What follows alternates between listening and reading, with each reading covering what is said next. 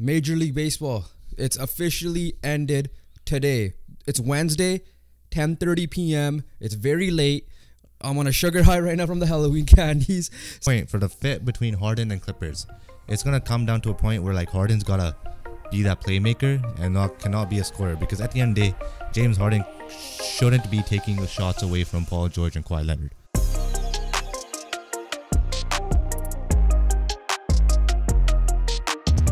What's up, everybody? Welcome back to the BTR podcast. Before we get started, please like, comment, and subscribe and help us get to 200 subscribers. We're getting closer and closer. Make sure you guys also follow our socials, Instagram, TikTok, Twitter. All updates there, posts, our rankings. We're bringing back the challenges, clips. Everything is going to be on there as well. YouTube Shorts. Yeah, and check out the audio as well. Download it there. Yeah, Brussels. Make sure you guys subscribe as well. Don't just listen to it and give us 5 stars. We want a subscription as well on YouTube. Yeah, exactly. But we have a lot of stuff to talk about. So let's not waste any time. Yeah, let's get right into it. We got stuff, all 5 major sports that we talk about, or we have stuff to talk about it. I think we have to start with the biggest news. Major League Baseball. It's officially ended today. It's Wednesday, 10:30 p.m. It's very late. I'm on a sugar high right now from the Halloween candies. So, World Series ended. I think was it Tuesday or Monday we had the sports equinox where all five major league North American leagues were playing, right? Yeah. MLB, NFL, NHL, NBA, and the MLS. It was all going on once. So you're on a sugar high. I'm on the verge of getting sick, but let's get it started.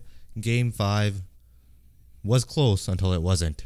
Yeah, so Nathan Eovaldi versus Zach Gallen. And what a pitchers matchup. duel. This is why I hate pitchers win-loss records, because Zach Gallen doesn't deserve a loss there.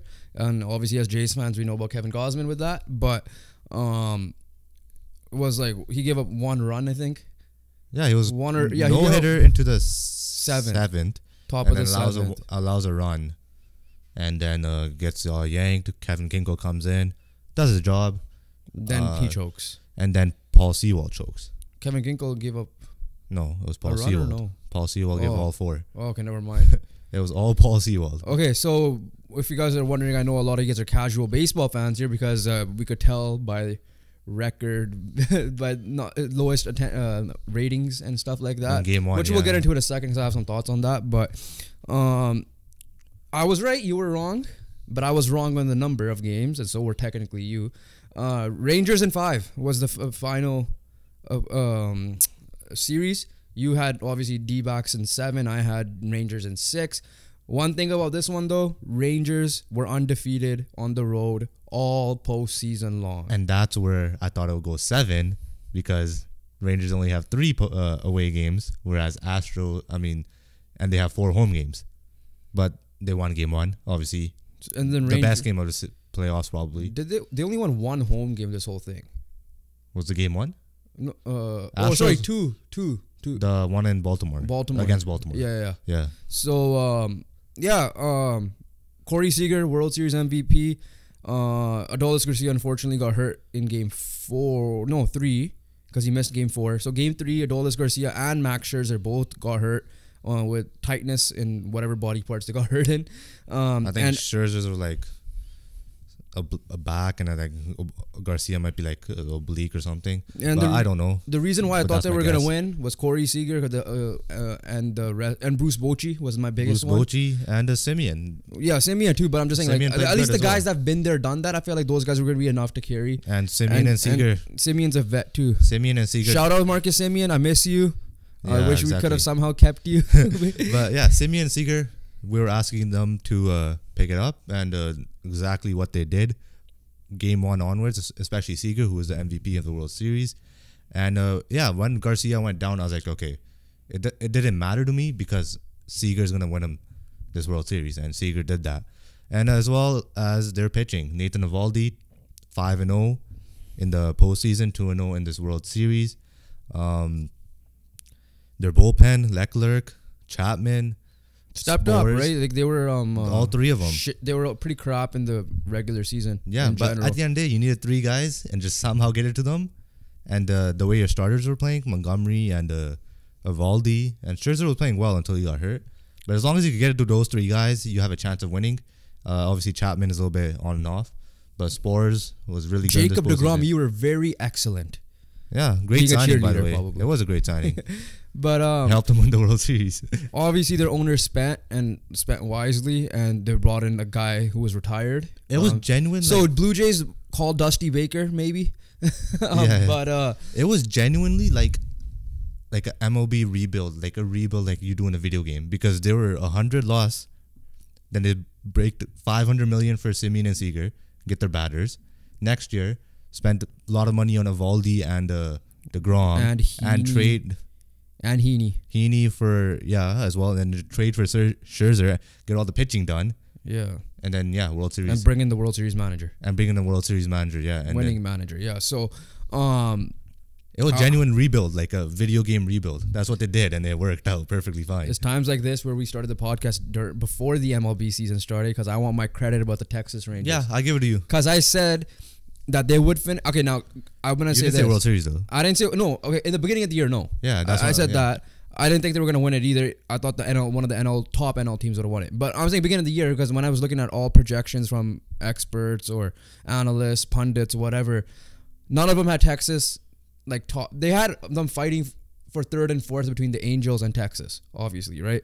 Everybody thought Mariners were a lock. I thought Houston was a lock at 1. The fact that Texas even exceeded my expectations was for most of the year was insane, because then they flipped it, literally flipped the whole way. And essentially, that Houston series was the whole year, I guess you could describe, for the Texas Rangers. But no, like I said, I said this from the beginning, that this team is going to be solid. They will finish ahead of the Mariners. Yes, around their win total is what I projected, and that's what they ended up doing anyways, and they ended up finishing second. But yeah, I want my credit for that. I'll give you credit. Did you didn't have them this side, that was our preseason. Did you have them third? I had him third. I had him at the Angels. So you had him at the Angels? Yeah. I was hoping that division was tough, and then it ended up being shit. That's what it was. Like, no one lived up to anything in that. Yeah, but like that's what made it competitive. No, like AL East was competitive throughout the whole year. This one, the Angels fell apart pretty quick too. But it was between 3 teams. At the end of the day, like the 3 teams I expected the Angels to put up a fight too. No, I did. I said I did. So I was wrong on that. I expected a Mike Trout injury or a Ohtani injury, which is exactly what happened, and they're gonna fall apart, which is exactly what happened. But yeah, it was just between those 3 teams, and it was till the end. But yeah, I'll give you credit for that. My prediction was the Phillies. Yours was like the Rangers, but not World Series. Rangers being good. No, I had Rangers. I had Padres, and I probably had I don't know. I didn't really pick up an AL team, honestly. It probably would have been probably the Yanks. I don't even know, honestly. Yeah, but at the end of the day, the Texas Rangers beat the Arizona Diamondbacks, and we'll talk a little bit Diamondbacks here. For me, I would go at a starting pitcher just because that Game 4 was brutal. Blake Snell. I mean, we're not gonna do our off-season stuff because right now. I personally believe you need to have 4 pitchers. No, for sure. Like, we'll do our off-season. Like, you don't need 5. You need 4. And it lacked for them that game for sure. But at the end of the day, you gotta score runs, right? Like Gallen needed help. For a lot of the Gallen teams. can't score runs for you. That was a theme for a lot of the teams. Like, they followed the Blue Jays path for some reason. Exactly. But very quickly though, the off-season stuff with baseball. We already know the biggest story is going to be Ohtani. We're not going to go over anything in the offseason right now, except maybe address the slight thing that you said about the Diamondbacks. But it's not like it's free. It's not like July 1st for NBA and NHL and even NFL in March. MLB. Where it happens pretty quick. MLB spreads it out way too much. Like George Springer, for example, with the Jays signed in January. Yeah. Right? So, sporadically, we will. But yeah, so for right now, we're not going to go over what the big names are. We'll do that maybe. Hopefully it dies down a little bit, but I doubt anything will die down. But we'll bring it up slightly. We do have an MLB guest coming up soon, confirmed. We'll find out who it is that day. So just keep an eye out on that. But Diamondbacks. Yeah, back to this. Get a veteran power hitter still. I think. 100%. You could add that. Because it's Gurriel. I think Gurriel's a free agent. I'm not 100% sure. And by the way, Blue Jays, I'm still saying it. Screw you. That trade was bad. Yeah. It was. I like the fact you got Varsho. I hate the fact that you gave up Moreno. That's it. Simple as that. Exactly. But Diamondbacks. Yeah, I agree with the pitcher. Corbin Carroll is gonna only be better than this. That was a rookie year. Kettle Marte. Alec Thomas should be better than Alec Thomas. A rookie should be better than this. At least he's in the Gold Glove conversation. Yeah, like unfortunately today he had a massive error. Yeah, he had a massive error, but yeah, Corbin Carroll rookie year, and he made the World Series. Gabby Moreno first full year in the majors. He even had a great regular season. Yeah, but his playoff run wasn't. Yeah, he had some good big home runs, and Tommy Pham, good acquisition. You have your closer for the next couple of years in Paul Sewald, right? So Kevin Ginkel's a good bullpen guy, but I would strictly main focus for me is add like probably 2 relievers and a starting pitcher, and they could be back here again. Go get Ohtani. Even though he can't pitch for you, but go get Ohtani. And that would be the power bat you want. Otani's still gonna be in the West Coast. That would be your power bat you want. Yeah, exactly. Yeah, but Diamondback shout out. Expect a tier list video coming soon, right? For MLB, because obviously we do it after the end or midway points of each season. So NFL as well, mid-season point. But MLB, like honestly, we're gonna just spoil it right now. They're probably an S tier team. Doesn't matter. I don't care if they lost in the final. The Diamondbacks? Yeah. I mean, yeah, expectations. Yeah. Like, we're taking back into expectations and what they did. And yeah, definitely A and S is. But you have a chance to be the next Phillies. You have a chance to be the next Bengals. But the difference is this is baseball. You have the Padres and the Giants in your division who are probably going to get better. And you'll probably have other teams like the Reds on your heels. Well, Giants are a question mark. Padres should be, yes. And the Reds on your heels. And as well, in terms of wild card, right? Cubs and the Dodgers are definitely probably getting Ohtani most likely. So who knows? like that's the favorite spot. But yeah, and then moving on to the flip side, Rangers had their guys locked off for a bit. Technically, they're gonna get reinforcements. We don't, obviously DeGrom's never healthy. Probably gonna get injured again. Might get injured again. But like the fact that you could have DeGrom, Scherzer, Montgomery, and Eovaldi as your starting rotation next year. When Montgomery free agent or no? I don't know if he's a free agent, but like say everything. They bring back everyone, and you're adding in DeGrom and Scherzer from the beginning. That's your pitching rotation. Yeah, I know they're set. Like they're then honestly you could throw in set. a Dane Dunning or Andrew Heaney, whoever your 5th guy wants to be. But yeah, for Rangers, I would add bullpen just because why not? But like batting wise, Evan Carter, rookie. He's Josh Jung, rookie, and then you have the mix of vets with Seager and Simeon, who Seager has done it before. Now Adolis Garcia. Yeah. So like they're set batting wise. For me, it's just like probably add some bullpen guys. But yeah. At the end of the day, my question probably I'm gonna ask is probably like for both teams, do you believe the Diamondbacks will be back next year? I'm not saying World Series, but at least playoffs. Like if I'm booking them for a playoff spot for sure next year? Yeah, because like how I booked Phillies for like after you did that after Trey Turner. Yeah, exactly that too. So I have to wait to see what they do. So yeah, no, if but you're like, saying if you're telling me right now, no. So you think they could miss out? Because they could do what the Mariners did. That's true. From last year. But what about the Rangers? Yes. Yeah, Rangers, I'm 100%. Rangers, I'm confident they should. Yeah. Depending on who's they're missing on free agency. Like you said, Montgomery's a big loss then, but how you replace him. But other than that, I think the Rangers should be back. I think they should be division winners. But Arizona, I'm not going to be confident. Arizona's 50-50. Because it is one of those years. Now they could either be the Mariners or they could be the Orioles. Let's see which one you pick. That's exactly true. Yeah. Simply as that. Like which one do you? Like which way do you if end up this going? Diamondbacks turn into the Orioles, then they're gonna be a scary team for the next. I don't know what their 3 or farm 4 system years. looks like because the Orioles are gonna get scarier for sure, and the Red Sox eventually on that side. But yeah. Last thing though, it's the same question I asked you before this when we previewed it.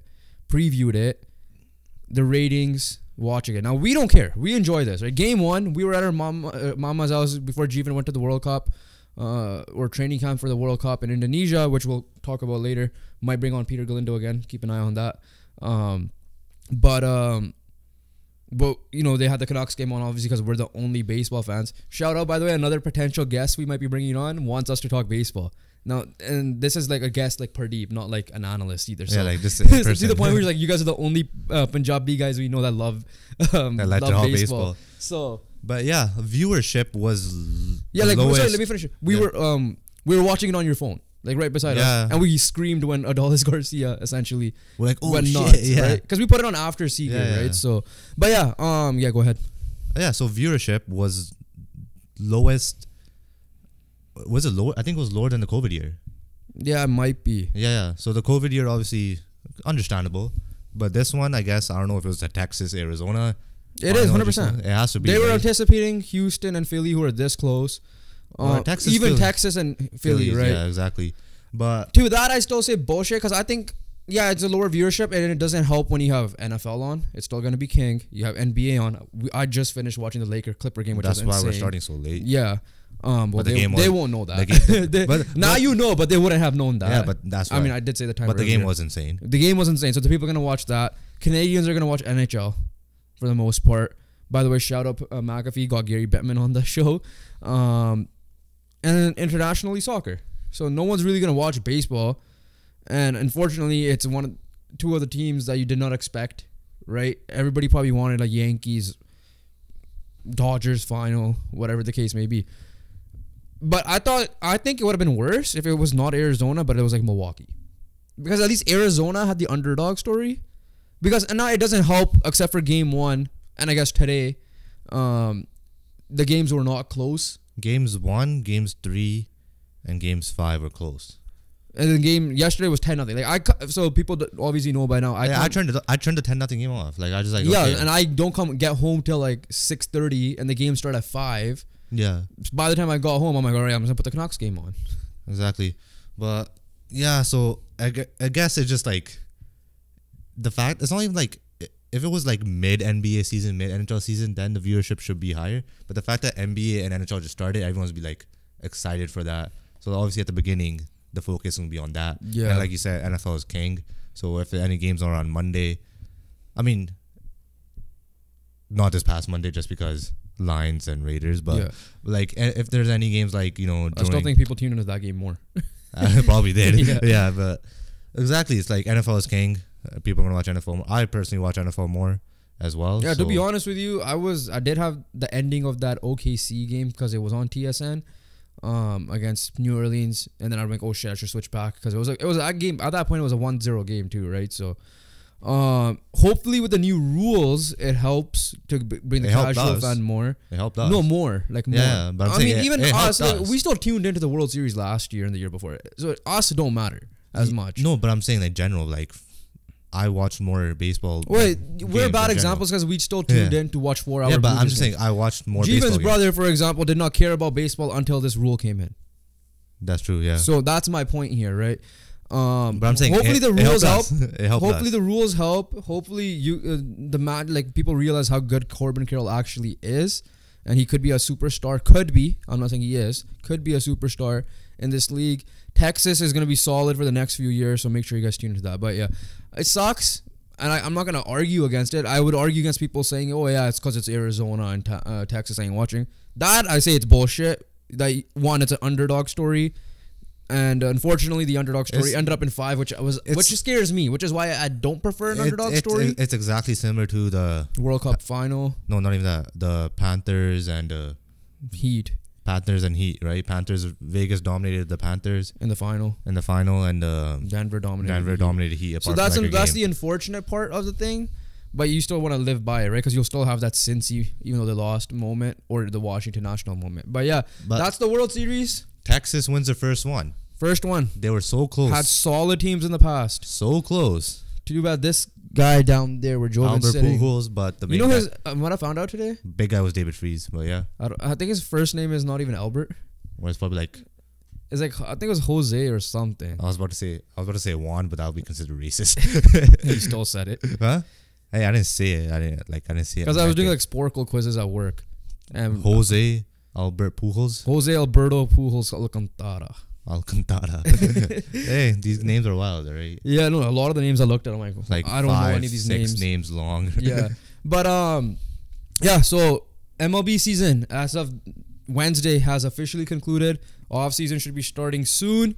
Shohei Ohtani watch begins. We'll talk about that more in the next week or so. When it happens. When it happens. But yeah, so congratulations, Texas Rangers.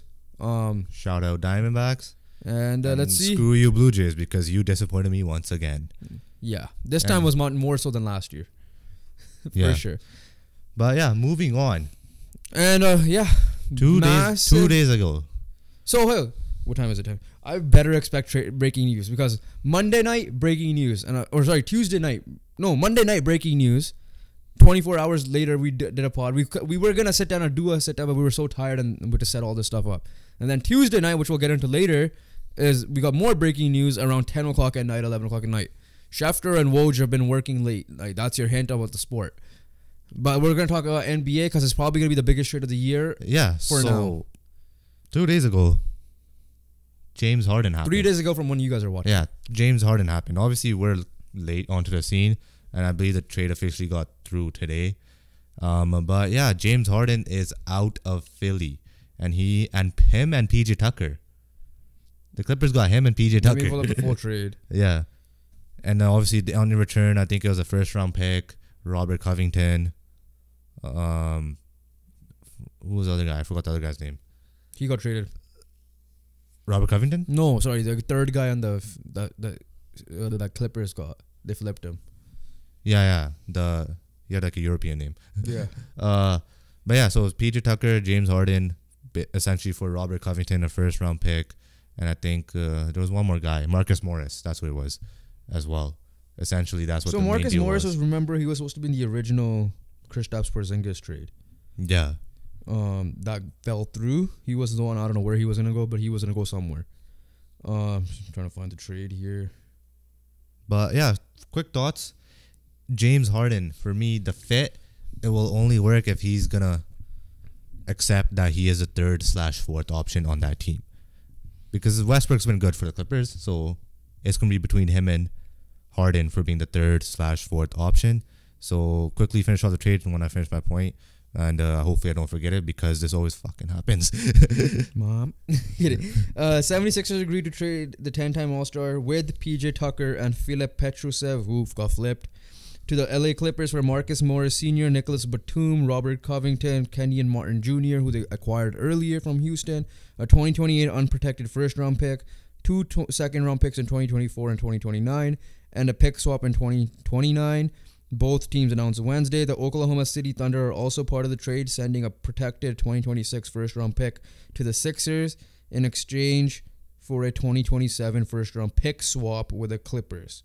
Yeah, so and the Sixers have waived Danny Green to make the roster spot. So that's the trade. Everyone probably knows it if you're an NBA fan. But yeah, my point for the fit between Harden and Clippers, it's going to come down to a point where like Harden's got to be that playmaker and cannot be a scorer. Because at the end of the day, James Harden shouldn't be taking the shots away from Paul George and Kawhi Leonard, right? And I'm sure you 100% agree with that as well. Oh, after watching the Lakers game today, yeah, 100%.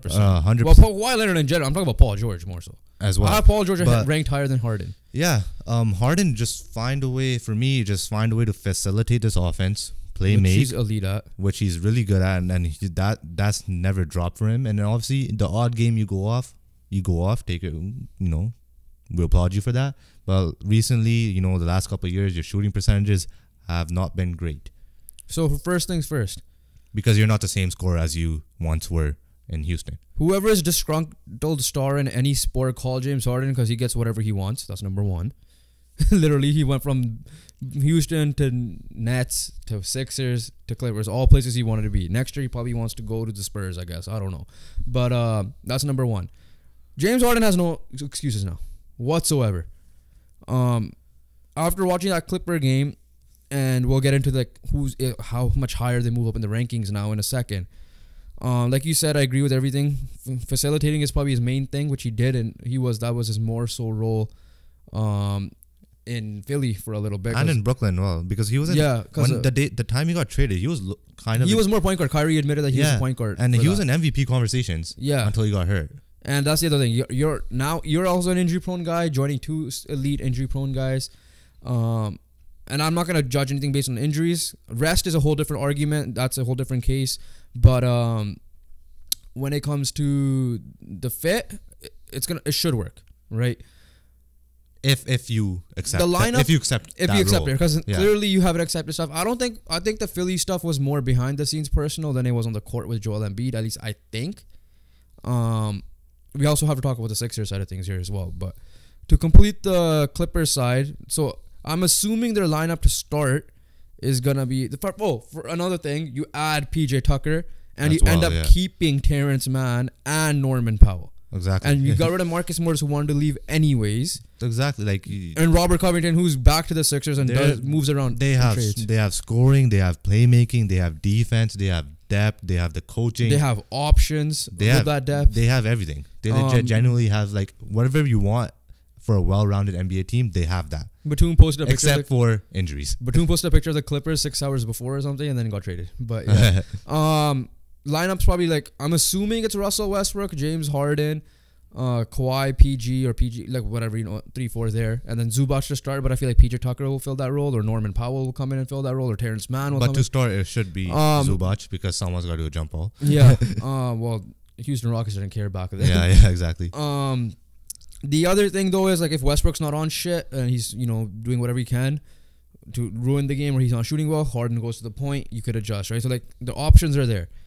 And then their closing lineup, like I said, is probably PJ Tucker or whoever. Like today, they didn't have him, but they went small because Zubac is gonna be picked on a pick and roll situation. But like how like deep the Clippers are and stuff. Other than Kawhi Leonard and Paul George, you could genuinely just bench someone who's not playing good. That plus if you want to rest a quote unquote guy, like today was Harden. Now let's say they all play and Paul George got fouled out today. Yeah, and who was killing. Like and he Harden, missed like 4 Harden shots. could step up. And then you have a guy who could step up, right? Exactly. I've lost my 3. Oh, but the one weakness right now for them, outside of injuries, is the lack of size now. Because they lost Mook, they lost Batum, they lost Covington, right?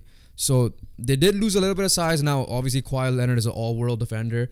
Paul George is also up there in defending, and he could make himself for a big guy from 6'10". So now the question before you go to the Philly side of things and slightly OKC, because I have OKC, I'm going to very quickly say this right now. Please go get someone. Joel Embiid is waiting. Something. You have picks. Use it. It's probably more likely in the off season though. Not in season, but if you can, do it. Exactly. Right? We've seen Kevin Durant and Kyrie Irving get traded mid-season. Anything could happen now. I don't care what anybody says. Exactly. But back to Clippers. Your final question for the Clippers. For the Clippers side, yeah. Where do you rank them now? Because you had Suns, Nuggets, Lakers in the West. Yeah, and the Clippers you had there right under the Lakers, I think, were ahead of the Warriors. Nuggets, Lakers, like top 3. Like I'll probably put them in every order. Low key, right now I'll probably have Nuggets at 1. Clippers are the 4th team still, just because I do have to take injuries into account. Just because it is that team, bro. Like I get that, but let's go strictly on paper. No. For any other team, right? Well, you can say the same thing about the Lakers. Exactly. No, but like that's more AD. Like LeBron still is on the court more than AD. And when not LeBron's the last couple of years, about the same. when LeBron's on the court, when one of them on the court, I still have faith in them. But with the Clippers, like I genuinely see this team just get decimated by injuries. Like you just cannot not consider it. Basically. Here's the thing: if Kawhi gets hurt, I'm keeping him at 4. If Kawhi doesn't get hurt, and if it's Paul George, I would still have faith in the Clippers. Yeah, I say this every year. Like if injuries weren't a thing, Clippers are my number 1 team. Like Clippers are my number 1 team every year if injuries did not exist. I'm changing my finals prediction. Okay. It's Suns Clippers. Sorry, Clippers Bucks. Okay. Now, unless the Raptors somehow beat the Bucks today, so the Raptors beat the Bucks. Yeah. But we might be back. But it's Bucks Clippers, and the main reason is, like I said, I'm the type of guy that has to see an injury happen. I understand injuries happen, and they're an injury prone team, but you can't always assume something will go down. Right? Those injuries weren't like, I have a knee soreness, I'm not gonna play in the finals. Right? They were torn stuff. Like Paul George got hurt in the second last game of the year. Right? He tore something when he went for a dunk. But at the end of the day, my point is, for a team like that, it just becomes expected. No, right? I get it. I get that. But I'm gonna stick with everybody's healthy because everybody is healthy. They're playing back-to-back games.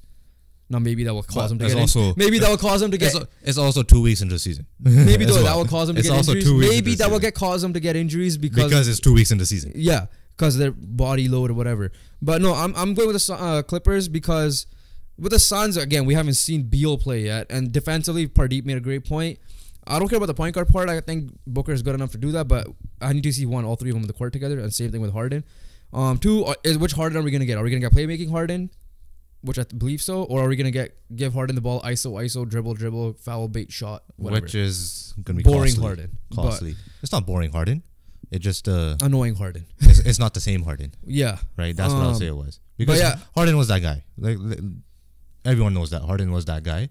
Obviously, when he was winning scoring title after scoring title, but he ain't that guy anymore. So he has to accept that playmaking role. I'm dropping the Lakers below the Clippers because Darvin Ham's kind of annoying me. Now, today is a different story. I love the way we played today, but again, that team is going to add Harden and a more productive PJ Tucker. Yeah. So that's the Clipper side. Are you still keeping yours? Yeah, I'm still going to keep mine as Nuggets are going to stay my 1. Now, that being said, before we move on to the East here. But let me finish the Nuggets are my 1. Then the other 3 could So you're switching You're putting Nuggets in the final now? No, I'm not putting them in the final, but I'm saying I'm talking about finals. Yeah, but if I'm ranking, I don't know. Bucks on just. Well, I'm ranking not based on regular season. I know, but I'm saying so far what I've seen, I'm putting the Nuggets at 1. Yeah. So. On the West. Clippers were already contenders before this just elevates them in contendership, right? Yeah. Assuming on paper they're healthy. Let's assume they're healthy. Harden's gonna elevate you. Harden's gonna elevate any team. Warriors are still your contenders after what you've seen so far. Warriors are still in there, bro. Everyone's in there. Everyone. You're putting the Mavericks and Timberwolves in there. Mavericks are in there. I'm not putting the Mavericks not the Timberwolves. Okay. So in your eyes, it's the Nuggets, Lakers, Clippers, so you have Suns. Nuggets, Lakers, Clippers, Suns. Those are 4 guaranteed. Warriors are in the fringe as well. I think they're a contender. As long as Steph is playing, they're a contender. They'll be my 5th. If I were to put out of the West, but yeah. Yeah, and then the Mavericks will be my 6th. There will be my fringe teams, but I'll give Warriors the edge over the Mavericks. Let me just pull up the standings quickly. But yeah, let's move on. You're not going to include Sacramento, OKC, no, Pelicans, no, Memphis with Ja, no. Okay, so you have 5 contenders out of the West, or 6 contenders. 6. So you have 5 contenders, and then Dallas. It just depends on what bullshit they're doing. Dallas is just depending. You won't be surprised if they make the final. No, I will not be surprised. Any other team in the West, you would be surprised to make the final. Yeah, those are 6. I'll be okay, I genuinely see a path for you guys. Okay, I could see a world where Dallas is in the final. I could see a world where Warriors are in the final again. Yeah, no, for sure. Yeah, but yeah, let's East. Move on to the other side first, the Sixers. But before we get that, we both agree the Clippers probably won this trade. Yeah, okay. If you're looking at actual value of the players, it's the Clippers. Obviously, we got to see what happens. Sixers obviously got rid of toxicity. Exactly. So that's a win on their own. They win, but to what extent? To what extent exactly? But at the end of the day, you got to get rid of them, and they found a way to get rid of them. You got a first out of it as well, if those going to be in the future. But Robert Covington, I think, could help this team a little bit. No, I want to say Robert Covington. I wasn't Marcus Morris more. Robert Covington has not been the same over the last few years. It's more so Nicholas Batum has been better than Robert Covington. I just feel like all 3 players could help. They could. They're depth pieces. It kind of good because Sixers. It reminds me of that Pierre-Luc Dubois trade. What the Jets got in return. So right now, Tyrese Maxey is probably MIP favorite now. Oh, he's killing That's for sure. His role just got elevated even further. And the biggest question mark for the Sixers is how is he gonna be now, knowing he's the number 2 guy? He is a number 2, and he has to be. Right. They lost PJ Tucker, but they replaced that with Batum or Covington, depending on how you play. Yeah, 3 and D. Good. So what's their lineup right now? It's Maxey. You watched them play the other day. I didn't watch them play. The Raptors are getting whooped. I don't even. By the way, the scoring is still up there to shit. They put you last place, but you have 2 wins. That makes no sense. But I know I gotta check their lineup because, to be honest, I didn't watch much basketball up until today. Also because I had midterms, so that was a big excuse there as well. According to this, it's Maxey, Melton, Harris, Tucker, Embiid. So take out Tucker. Let's put Batum in. I mean, I guess you could throw in Pat. It's probably gonna still be D'Anthony Melton, or you could throw in Kelly Oubre, or you could throw in. Batum. I think. Oh no, Marcus Morris is starting. What am I saying? Marcus Morris is starting. Marcus Morris is 100% the power forward.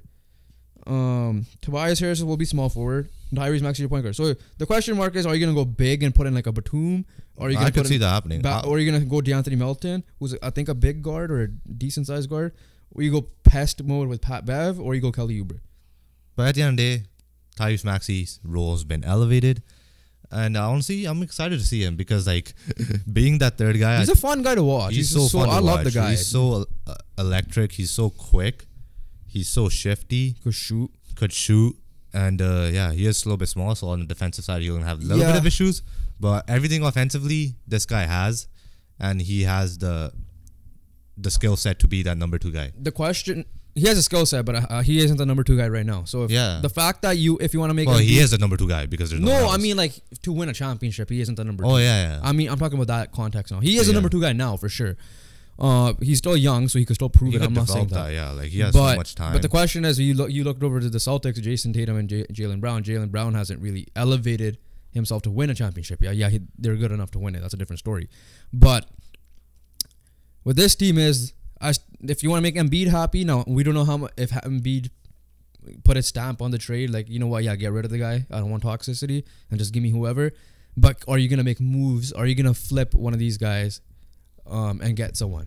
And they need to. Them and the Heat, if they want to step up, there's some players that are gonna be available, aka your squad. That's one of the teams. No, that's on Masai. That's on whole Masai. That's on Masai as well, right? But Siakam is a perfect fit for the Heat, in my opinion. Knowing how Masai leeches onto our players and never gets rid of them, so we'll see. But not even just them. No, let me finish. Bulls. They're saying there's a report. I don't know. I think it was Chris Mannix saying. I think he's from Sports Illustrated, if I'm not mistaken. Just saying Zach LaVine is probably the next guy to get traded to. Like that's to the Heat or the Sixers, mainly the Sixers. I love to see that. He will be an elite too. 100%. To that, will be elite yeah, too. defense might be a question mark, but you have Pat Bev for that reason. Then I'm still not putting them in contendership ahead of them, but I still okay. But I trust Nick Nurse on the defensive side because I saw what he did to the Raptors squad in the 19 and 20 as well. Now Zach LaVine, is he better than Harden right now? Questionable, because Harden has a playmaking ability. But if you, in this case, the playmaking ability will fall on Maxey. You just want scoring, right? Because Harden wasn't scoring for you, right? He had his odd games. Odd games, but at the end of the day, it mattered when in the playoffs.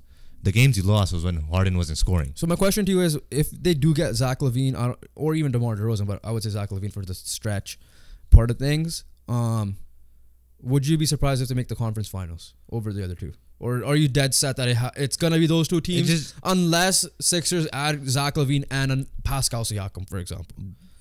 They have to add both for me. I think I'm just so dead set on OG or Bucks and Celtics, because like the fit, the all-around aspect that those teams have is way better than the Sixers.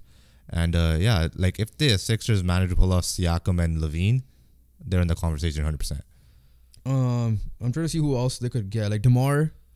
I personally believe that like if I were to pick like I'm not saying the Sixers. I would rather have LaVine over DeMar if I'm the Sixers, but I wouldn't be upset if I have DeMar. But if I'm the Heat, I would want LaVine more than DeMar. Like Sixers, I think you could still be, good with DeMar. But if I'm the Heat, I want LaVine more, personally, just because Jimmy Butler and Lamar kind of like similar play styles, in my opinion. It's like, for DeMar, it's just like, because you're not going to get the spacing for Embiid, right? That's the thing. But Embiid or DeMar. But DeMar and I would take DeMar and Butler are so DeMar similar. is the number one on his team. Like, he is ahead of Zach LaVine. Yeah, right. But but they could switch, obviously. Yeah, DeMar and Butler are so similar, so that's why I'm saying LaVine. If I'm the Heat, I would rather go for LaVine. Yo, for sure. He need to make a move. I don't care what they say. They're 1-4. They ain't that good. And like I would go LaVine. You can't even guarantee them making. Like if I were to pick one of them, if I'm the Heat, I'm picking LaVine. Like I'm picking LaVine. If I'm Sixers, I don't mind if I get DeRozan. So if I won't mind if I get DeRozan. Like I could settle for DeRozan if I don't get LaVine. So whereas like for the Heat, for me, like it has to be dead set LaVine for me personally. Buddy Hield is also available, but I think that's more of a Heat pit, on the fit than the Sixers. Yeah. And obviously I hope the Lakers get him. But my question to you is this: is LaVine, is Siakam, is OG, is DeMar, are those guys the only guys that are able to get traded in midseason?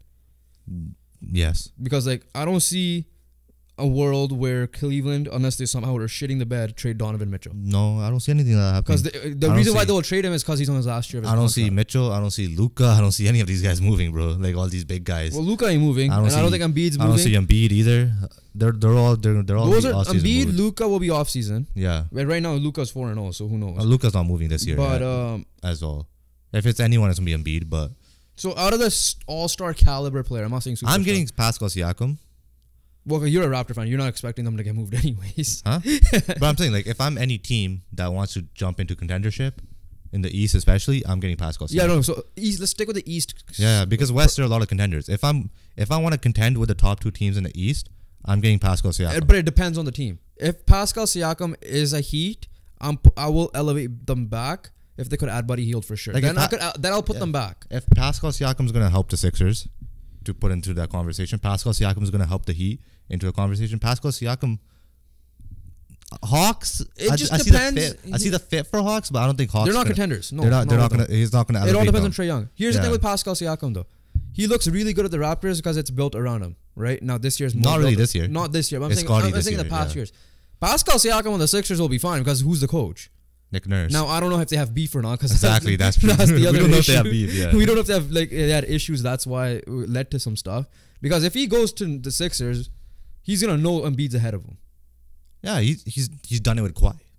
Oh, I know that, and that's what helped. That's what propelled him into. And I think Pascal's more focused on getting the most money right now. That's why exactly that too. But like. He's a championship, He already has a chip. He's like now just trying to make the money. But no, I mean, Pascal will help the Heat more for sure. I think, and then he'll acknowledge it. Like as long as you're bought in, he'll be fine. Which I don't expect that from him. OG could be a guy you could package with something with, like, if the Heat could get OG somehow, and Buddy Hield, I'm fine with that too. Yeah, for the Heat to like at least I still want to put they have to do much more both those teams to jump. Yeah, there's no way. I don't think Pascal alone's gonna jump them ahead of them or even put them on the same league. But they could contend. Whereas like in a playoff series like right now, I'm assuming if it's like a Bucks Heat Celtics Sixers, I'm assuming Bucks and Celtics are sweeping. Right now. Exactly. Yeah. And then if you add in Siakam, it could go to a 7, like a 2 or a 6 or 7. But like either way, at the end of the day, they have both those teams are the only teams I could see. I guess maybe Cleveland, but maybe I'll give Heat a game just because Jimmy Butler does some stupid shit in the playoffs. That's the game he goes. He also gets swept sometimes too, like he did with the Bucks, right? But I'm interested to see what happens because at the end of the day, which we'll get into the NFL because they had a trade deadline. NBA ended up having the biggest trade probably out of them all to start off the thing. Exactly. So that's our thoughts on the trade. I think the Clippers did win the trade on paper, but I think both teams needed Harden's the biggest winner. Get that out of the way. Harden's the biggest winner. He got what he wanted, and they're all winners just because Clippers got a guy that's gonna help him propel. Yeah, Harden's a winner just because Harden gets whatever the fuck he wants. Yeah, and then Sixers just got rid of the toxicity. But I still think the return was not that great. But again, if nobody is wanting him, and you're the only team, how much you're not gonna get much anyway. And you chose to get the first instead of Terrence Mann, which is so hilarious to me how he was untouchable. But exactly, he'll be flipped for something else. Watch. All right, moving on. Where are we gonna go? Sorry, last question. Do you expect the Sixers to make a move still? 100%. And the Heat. They have to. I don't know, man, because they didn't do shit. They have no choice. It depends on how the season goes, for sure. But yeah, like they need to. Like it's not even like what I want for them. Like they genuinely need to. But let's move on. Let's get to some soccer. Quick news. Quick news though. First off, Whitecaps, MLS. That's why I'm wearing. Wrapping it because Sunday is a do or die game for the Vancouver Whitecaps. I'm trying to get in to the game if it can. They're in the playoffs. So their playoffs is a best of 3 series. It's like how the MLB wild cards are. Exactly. So they lost to LAFC, who were the champs last year, and at their home. Was that the one with Bale won it? Yeah, when they beat Philadelphia Union. It felt like a while ago. That's why. It did feel like a while ago, but that game was nuts as well. Yeah, I know. So they're already down 1-0, so it's a must-win game for the Whitecaps. Good news is the game's at home. And the upper bowl's open. But exactly. All right, enough of the MLS. Moving on. World Cup 2034. Official from Fabrizio Romano tweeting this. World Cup 2034 will be hosted by Saudi Arabia as President Gianni Infantino. Gianni Infantino has confirmed. Saudi got it. I think Australia pulled out of the bidding, so that's how they ended up getting it. I'm not surprised at all. They were supposed.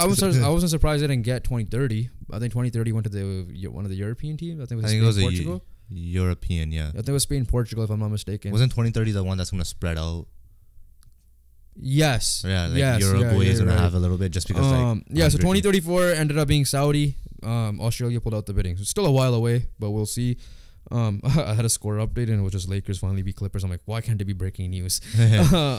Breaking news: Lakers finally beat the Clippers. Exactly. That's our best thing. That's the best we got. Other things for soccer: Carabao Cup, and we're not gonna talk about Man United. That's it. They're out. I think Arsenal's out as well. So the matchups were: I think West Ham got Liverpool. Liverpool. Chelsea and Newcastle, I believe. Chelsea are in somehow. Chelsea and Newcastle. Hey, this is by the way, blessing in disguise from Man United probably, but that's a whole different story. England, let me pull it Got up. destroyed. Yeah, we got destroyed. Chelsea get Newcastle, Liverpool, West Ham, Everton, who's still in, Fulham, Port Vale versus Middlesbrough. All right, I feel bad for you guys. Think congratulations on making the semifinals. Exactly. Unless somehow it's Everton or Fulham versus one of those two teams. Yeah, that's and true. then it's like one of the other guys get the top one. Yeah. That's the Carabao Cup. Yeah, and then this weekend we're back at it again. Oh, St. Clair's. We got the tickets for that game. I'm excited. Going to St. Clair's last game. I forgot about what. You know how we're talking about the GOAT discussion.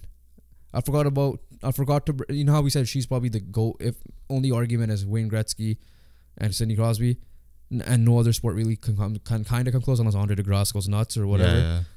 I forgot about the women's hockey side of things. Haley Wickenheiser, Marie-Philippe Poulin has an argument too. Exactly, But I would still give it the edge to Sink. Just Sid little Gretzky, bias. Yeah. BC girl, but yeah. As well. Sink, yeah. Sinclair, yeah. I thought you said Sid. No, As Sinclair. well. Yeah, no, he has an argument. He's in there too. But anyways, let's get into some NHL. And what a day for the NHL. Before we get into the Ottawa Senators and what happened there, WHL, Joe was kind of confused why I wrote that. It's just going back to the whole Adam Johnson situation. WHL has made it mandatory to wear neck guards. Yeah, I mean, obviously when a situation like a freak accident like that happens, it should be a conversation for every league with ice skates, because they are people. Not even just ice skates.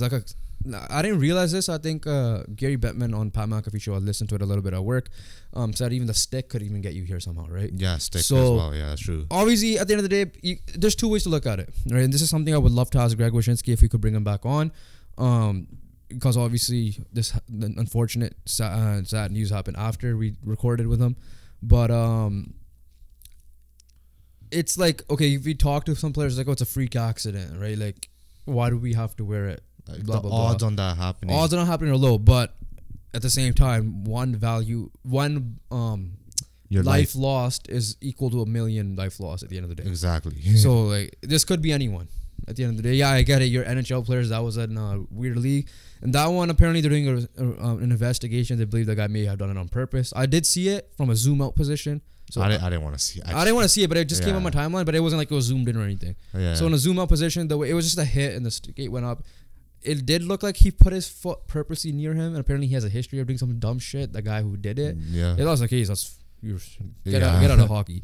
But exactly. I don't want to believe that's the case, because I feel like it is a sport where unpredictable stuff happens, right? Exactly. So so WHL has made it mandatory. It was tweeted out today, and let's see if the NHL makes it mandatory or not, because a lot of people say it might not be comfortable, but eventually you should get used to it because kids wear it all the time. It's something I should ask my friend if he saw the one who watches us, and okay, so a bunch of them do, but the Seahawks fan. That's the best way I'm gonna put it. Exactly. Because he plays beer league hockey, and I should ask him if they wear neck guards. I forgot he's out on vacation. That's why. But yeah, no, it's good. So we didn't really talk about it too much then. So I'm gonna ask you this now: are you in favor of bringing the neck guard in? Me.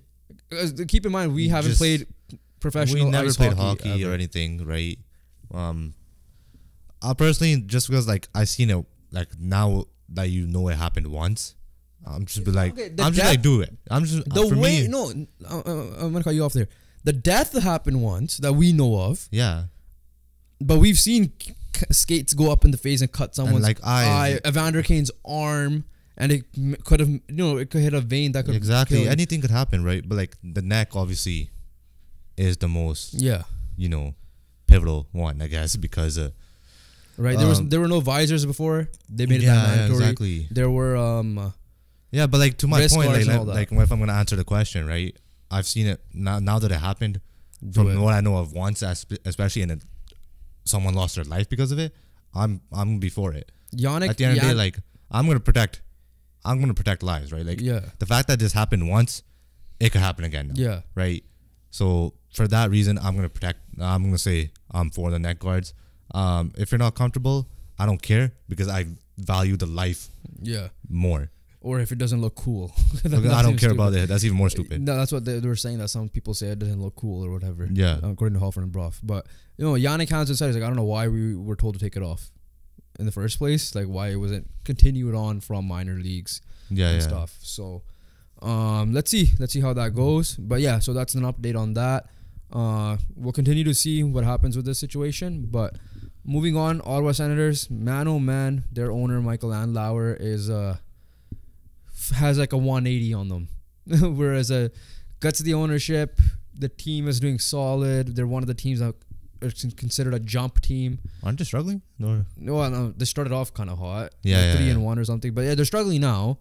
But they were considered a jump team in general. Right? Yeah, like they were supposed to be. Like we had Buffalo, but like I think it was Greg Wyshynski and I think Craig Button had Ottawa ahead the three that we always package in the Atlantic Division. Yeah, Detroit and Buffalo. But first bad news was obviously Shane Pinto. Second bad news was that whole... I'm still confused by that. By the Shane Pinto situation is very confusing. It's not like fully out there yet. I watched the drop with Greg Wyshynski and Arda O'Cal. And even they said it's like a very... The information is very scarce. They're scarce. And it's still like moving parts to it because obviously we don't know what he bet on and stuff like that. Exactly, right? The second part now is going back to the thing. Let me pull it up. Was they lost the first round pick, but they have a choice if it's in 2024, 2025, 2026. So let me just say it. So the league is stripping a first round pick from the Sens for their role in the voided 2022 trade that would have sent Evgeny Dadonov from the Vegas Golden Knights to the Anaheim Ducks. Okay, so that means Dadonov no move flows on the Ducks. I thought it was to the Sens. Yeah. The Golden Knights attempted to trade Dadonov to the Ducks at the 2022 deadline. So this is just a little recap for you guys. The league initially allowed the move before voiding it after discovering that the Ducks were on Dadonov's 10-team no-trade list. The Senators are being punished because they are reportedly failed to properly inform the Golden Knights about Dadonov's note. Oh, so he was already on the Sens. Wait, what? The Senators are being punished because they reportedly failed to properly inform the Golden Knights about Dadonov's no trade. Oh yeah, so he was a Sen, was traded to Vegas in the 2021 offseason. So the Sens reportedly withheld that information of not sharing that the Ducks were on that no trade list, which is why they traded him to the Ducks, Vegas, but not knowing it was that was the reason. And so neither the Golden Knights or Ducks are being punished for their part in the voided trade. Kind of disagree with the Golden Knights part of this.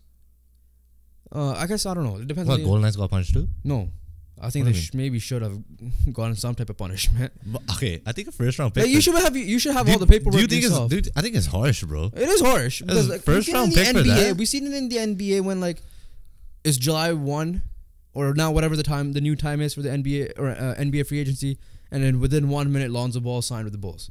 So they checked for tampering. They lost a second round pick. It happened this year with, out of all people, Drew Eubanks. So the Suns lost a second round pick. And I think the same thing happened with the Heat. I don't know if it was with Butler. That is harsh, bro. Because like what happened? It's not like Dadonov was like. I'm not saying the level of play. Like I'm saying like it's not like Dadonov. Like did the Senators purposely hold information and like right like evil hands evil, together? Like what is it like? How much does it affect a trade to a Ducks got canceled? So the forfeited first rounder will come in any of 2024, 2025, or 2026. The Senators will determine which pick it will be within 24 hours of the conclusion of each year's respective draft lottery. So, for example, if somehow the Senators suck this year and they have a chance at Macklin Celebrini, or even conclusion of each year. So after that means right? So that means if they get the second overall pick, not even Macklin Celebrini at first, then they could keep 2024. Exactly. Same for 25. So they have the choice maximum to 2026. So maybe if 2025 has a weak draft class, just get rid of it then. Exactly. Ottawa possesses each of its own first round picks in that span. So but yeah, just like quick for me, it's just harsh, man. Because how much does it really affect, right? Like what does this change? Like, what really got affected, in my opinion? Like, I don't see anything getting affected. I may be stupid. I don't know how behind the scenes I may work. be stupid or something like that I'm missing. But a trade to the Ducks getting canceled, what does that do? Like, what like, I guess there should be a punishment. I'm not saying there shouldn't be a punishment. Like, should it be a fine or like a later pick? But like a first round pick? it's pretty pricey. Yeah, no, I agree with that. That's where I'm confused because Miami lost their whatever their pick was last year. The Dolphins. The Dolphins, yeah. Yeah. And the NBA loses seconds depending on the extremeness of it. But yeah, like to your point, I'm confused by it. Ottawa's role was they did not tell Vegas that Anaheim was on the list. Yeah. Of Darnold no trade list. I would still give. I'm not saying Vegas should lose a first on this. That Vegas should be like. Why would Vegas get punished? No, because they would know that they should know the play. They should know the type of Vegas contract he has because they acquired him and do their due diligence of like, okay, is there a new move clause? Vegas shouldn't be punished. Vegas should not be punished. Because okay, at the end of the day, like what they trade him, the trade got voided. Like it doesn't affect Vegas. Vegas should not be punished. I would give them a very minor one just because they still their responsibility to know. At the end of the day.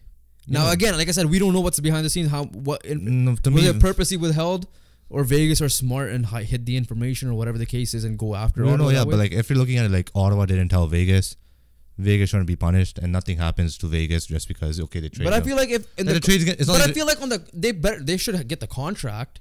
At the end of the day, the contracts get transferred, so they would know there's a no move clause on it. But then why would Vegas be punished for making a trade? Because they would know. So here's the thing. They would know based on what the contract is signed. I'm assuming it's on the contract that, for example, JT Miller signed that there's a no move clause. Yeah. And then whenever it gets activated for Tyler Myers, for example, a 10-team no move clause. So that means Vegas should know.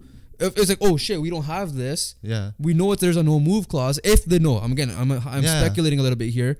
Then they should be like, oh, well, Ottawa, give us the information. Now, if Ottawa's like, oh, we did, what are you talking about? That's a whole different story. But if they did, we're doing what it based on says right now. Ottawa didn't tell Vegas, and I was on a list. You're saying that Vegas should have known that. Doesn't matter if Ottawa told them or not. No, so they should have known because a contract gets they should have asked or something. Yeah, whatever. Yeah, like because the contract gets transferred. Yeah, exactly. Let me talk. Like stop talk. Let's not talk over each other. Yeah. But so you're saying that Vegas should have known. Yeah. Like they should have figured it out. But why is Vegas getting? Why do you think Vegas should get punished for making a trade? Because they're the ones who are. No, but are you gonna let me talk now? No. Like let me finish quickly. Even if they did know and they made a trade to Anaheim or something and they got voided, nothing happens in general. Like there should be no effect. There's no impact. Oh, that's different. Yeah, I'm not saying that part. I'm saying supposedly based on again speculation. I'm not saying that any of this is fact.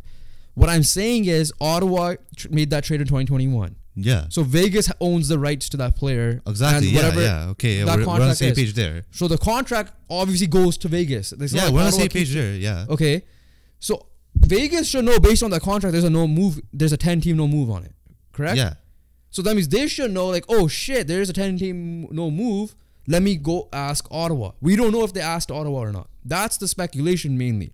So Vegas, obviously, knowing that they have this player that has a 10-team no move clause, want to trade Dadonov on, should ask Ottawa, be like, yo, you guys did not give us what teams he doesn't want.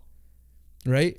That's where I'm like, okay, no, I'm not saying a first-round pick, maybe like a 6th-round pick or 7th-round pick or whatever, a mini fine, because it's also Vegas' responsibility for acquiring the player to have the information necessary.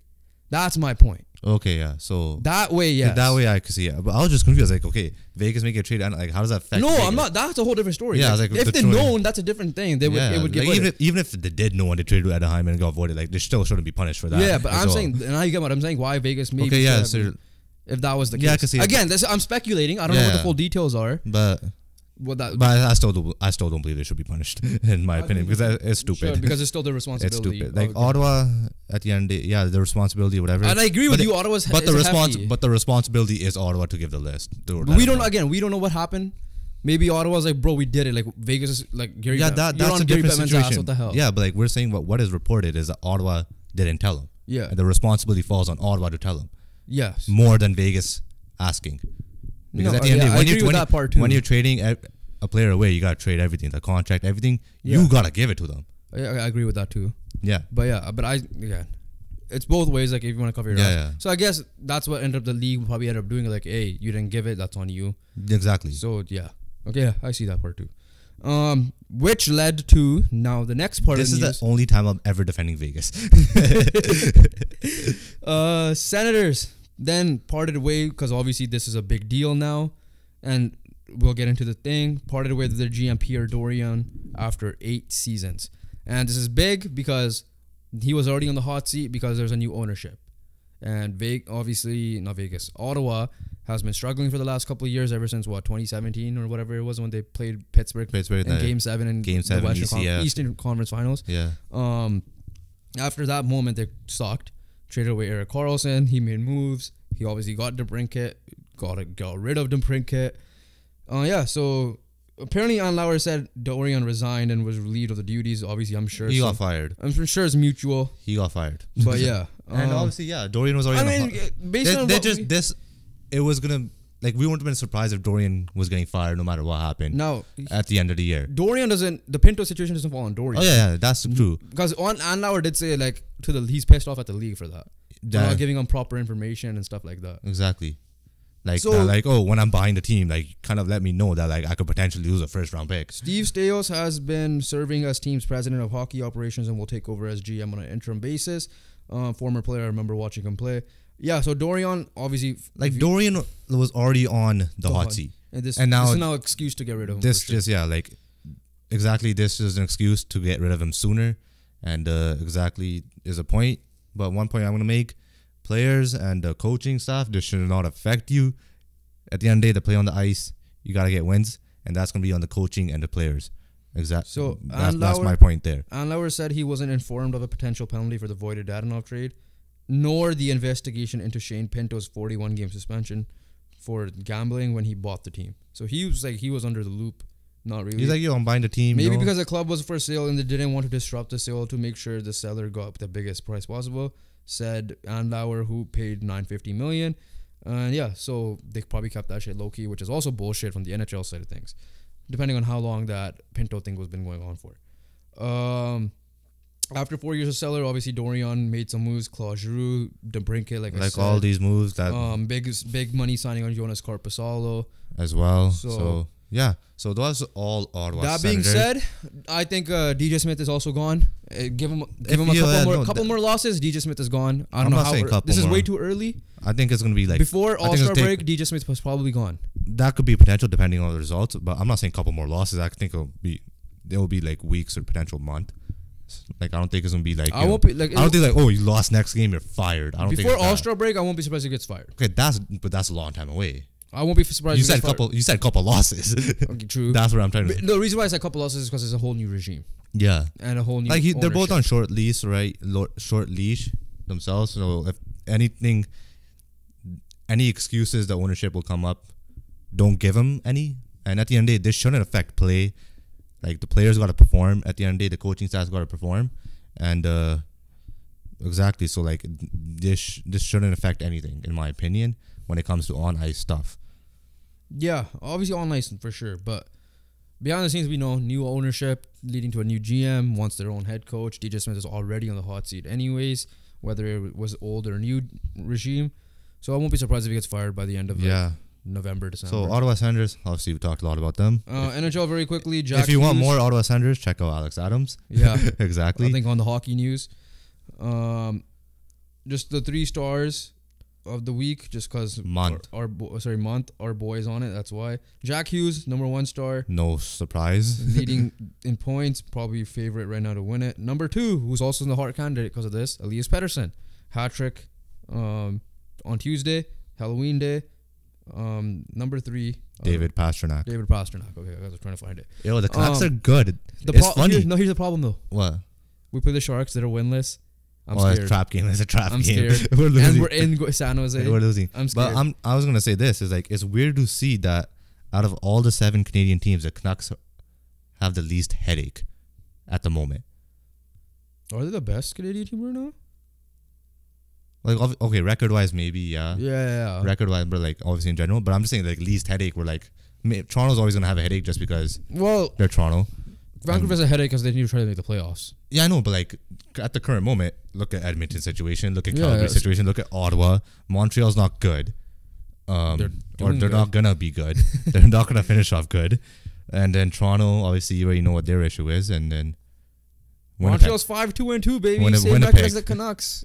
Canucks are 6-2-1. Sorry, 6-2-1. So yeah. by 1 game, but Yeah, and the Canucks are apparently working the phones to reward the team and try to get some big impact signings, or trades. Don't know. But don't know how they're gonna get it. It's got to be a trade away for Garland first, and then. And I hope Archie Baines is not involved. Yeah, so it's gonna be like trade away Garland, get some cap, and then that's where you add in hopefully a starter Or you player. use like Garland for Clayton Keller. But that's not happening. I know. There's no way that's happening. Who knows? But yeah. So that's it's probably a Pittsburgh player. Let's be yeah, honest. that's the NHL talk for today. Yeah. All right. We're gonna move on to NFL, which is also another quite a lot. So let's try to get this. How much time we're in? We're an hour in, so let's try to. We're an hour in. Yeah, I feel like we didn't half. ramble on too much. Yeah, I thought we were an hour and a half. Maybe the I don't know. I just assumed we started at 10. That's maybe why. the Harden part we did a little bit, but Well, the Harden part other than deserved it too. That's Yeah, the other massive than that. trade. Exactly. But Monday Night Football, quickly, lines are We good. were right this time. Yeah, Lions are good, Raiders are bad. That's what showed on the football field. We were right. And it led to the following day. No, Everyone thought not the following day. was the same day. Sorry, it was the following day. It is the following day. Yeah. My bad. Don't I'm thinking of the don't doubt podcast me. time. Don't Thursday. doubt me, alright? I will. I All will. right, the following day, Josh McDaniels got fired to no one's surprise because he was definitely one of the people on the coaching hot seat for this year. And I won't be surprised the next 2 days he's going to be the Patriots OC Yeah. as well. But that's where he was the Or best. he might not even take it because he might do what Babcock did. 4 years, he's fully paid. Okay, yeah, who Just knows? chill. But if he wants Unless to he go, works for the Patriots for free. but that's so. Hey, Oh, for like this year. he's still getting paid, Yeah. so it doesn't But matter. yeah, no. Patriots OC. That's when Mac Jones was the best, and we'll see what happens there. But yeah, you're not surprised. I'm not surprised. Yeah, no, like If there was anyone gonna be in season, it was gonna be Josh McDaniels. it was him and maybe Staley. That's it. I think personally, I think Staley Well, is depending more. on how the record goes. Yeah, that's depending on what the record is, but I personally do believe Staley's more of an end of year fire or off season fire. Whereas Josh McDaniels, if the Raiders were gonna be bad, which they are, is gonna get fired. And also, like another move the Raiders are making, they're benching Jimmy Garoppolo and starting Aiden O'Connell. Sorry, you forgot. Dave Ziegler, the GM, is fired, As well, yeah. and their OC. And their OC. Okay. So their interim coach is a linebackers coach, which is kind of funny. It's still not. They as need fun. Rick Bisaccia back. Yeah, Rich Bisaccia. Yeah. Rich Bisaccia, yeah. Named linebackers coach Antonio Pierce as the interim head coach and assistant GM. Champ Kelly is the new interim general manager. The club will undergo a comprehensive search to fill both roles in the offseason. Obviously, Yeah, so linebackers coach kind of strange. Usually, I mean, Rich Bisaccia is a there's special nothing team more strange Oh, okay, I know what you're than gonna an say. ESPN analyst getting a job. And who beat this team? Who beat the Raiders? Who beat Josh McDaniels? Jeff Saturday. But by yeah, the way. I like this move of benching Jimmy Garoppolo and going with Aiden O'Connell. Reason why? You got to see what you have in Aiden O'Connell, right? Like how Washington is doing with Sam Hey, Howell. the last time they fired a coach mid-season, they made the playoffs. Yeah, Rich Bisaccia, baby. But it's like how Washington's doing with Sam Howell. They're trying to figure out what they have with him. I think Aiden O'Connell deserves a shot, and I believe he should be the starter rest of the way no matter what happens. And if I'm Aiden O'Connell, if you're ever in doubt, throw the ball to Devontae Adams because that's what Will Levis did on the weekend when he threw to his number one guy. Okay, I was about to say, Will Levis threw to DeAndre Hopkins. Not Yeah, like his number one guy. Yeah. But yeah, no. See what you have in Aiden O'Connell. If you're not impressed, and you're losing games, Caleb Williams is gonna fall right into your hands, or Drake May is gonna fall right into your hands. Okay, so here's the thing. This quarterback class is deep in the first round that, like, hey, you could be like 10th worst and you might end up getting... Penix could fall in your hands too. Bo Nix, Yeah. JJ McCarthy. But at the end of the day, like if Aiden O'Connell doesn't win you a game for the rest of the season, Drake Quinn May, Ewers as well. Sorry. Quinn Ewers as well, yeah. But that's like the best case scenario for you. If Aiden O'Connell balls out, you have a starter for next year. At the end of the day, Maybe, yeah. yeah. Here's my thing. After the game, I'm like, all right, we already saw what the reaction of Devontae Adams was. Yes, he did not get traded. We'll get to the trade deadline in a second. But if I'm the Raiders, do the right thing and just trade Devontae Adams and Max Crosby. Max Crosby. If I'm Max Crosby, I don't think he was the type of guy to ask for a trade, but go ask for a trade, buddy. I need to see you on a team that might actually do something. That guy is, And I'm not even saying the Colts. I'm Yeah. saying, like, I would love to see you in Pittsburgh. I would love to see you in, right now, the Jets. well, it's not gonna be Pittsburgh because Highsmith. Go to Buffalo. Highsmith and Watt. Okay, go to Buffalo. if he goes if Buffalo pulls that Go off, to the Chiefs. If Like, I want to see you do something. If Buffalo pulls that off, oh my god! Somehow Philly might pull it off, or the Niners might pull it off. I don't think Philly's pulling it off. No, I'm just saying in general. Yeah. But Detroit. He's not going to Detroit. No, I'm just saying. That's the one team. You know why? Because Detroit was his favorite team growing up, I think, and they passed on me on the draft 3 times. So he said before the game that he's gonna play with a little bit of a vengeance. Money fixes things. Okay, go to Detroit. Well, Detroit pay him. Exactly. Bro, that guy's a game wrecker, man. Like what he did against the Packers single-handedly, defensively by himself. Obviously bit some plays against the Lions. Yeah. It's not going to be enough. But he is just genuinely, like, him is like gold in a trash can. You have 2 pieces of gold, and the rest, the Raiders are just a trash can. That meat picture thing. Yeah. Dumpster. The dumpster, yeah. Devontae Adams, he said it himself even recently that, like, yeah, he was a Raiders fan, but he mainly came because of Derek Carr. So it doesn't matter at the end of the day. Yeah, Raiders are his team. That doesn't mean he's going to stay. And he's annoyed. Now let's see if Aiden O'Connell will get him the ball. Again, I'm not gonna believe in him to do so. I'm just happy. Like, it's him, and they gave him an opportunity. They'll give him an opportunity for sure. I genuinely, like, obviously the numbers weren't like amazing against the Chargers game, the game he played, but like they were pretty good for getting thrown into. Like, it wasn't Will Levis, but it was still pretty decent getting thrown into that that situation. Yeah, and again, like and I said, honestly, almost won the game. At the end of the day, we'll see how this. And quickly, I blame Josh McDaniels for the loss because they should have ran the ball on first and goal. My question to you is this: do you expect this team to do what they did back then, with the fire when Gruden got fired and they brought him? Okay, Derek Carr was a big part. They don't have that anymore, and they did that without. Honestly, I think. Hey, here's the thing though. They might actually include. They're a better team now. They might actually include Hunter Renfrow in the plays. Now, I don't know who their play caller is. Yeah. To be it could be that Parks Frazier type of role guy who might be in. I do believe they're a better team than that. Obviously, with Devontae Adams is going to help, but obviously you don't have the same quarterback as well. So because what Derek Carr did that year is, like, in my opinion, didn't get talked about enough. The GM needs to get fired anyways. I don't know how you could trade Darren Waller away. Exactly. In general, after giving him a contract, but. Unless he wanted out, which I didn't think he did. Yeah. Now, that's more on Josh What McDaniels. I was going to say, what Derek Carr did that year, I believe didn't get talked about enough. Oh, 100%. That's why I was hoping the Colts would get him. Yeah. And that's why. And then also that's why I thought the Saints were going to be good. Exactly. But yeah, I think, obviously Devontae Adams, we'll just see. It just comes down to Aiden O'Connell. Yeah, at the end of the day, I'm not going to believe in Aaron. Like you said, I don't think Aiden O'Connell is going to go nuts. Now, maybe he might prove me wrong, right? Because I'm not saying he's going to take him to playoffs or anything. Yeah, I'm saying he might do what Sam Howell did. I agree with that. And honestly, Sam Howell is, like, Bieniemy's getting the best out of Sam Howell. The problem is, do they have a Bieniemy?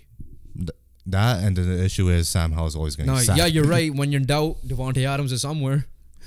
And Garoppolo missed throws on him, so who knows? But like I said, Max Crosby, Devontae Adams, please leave next year.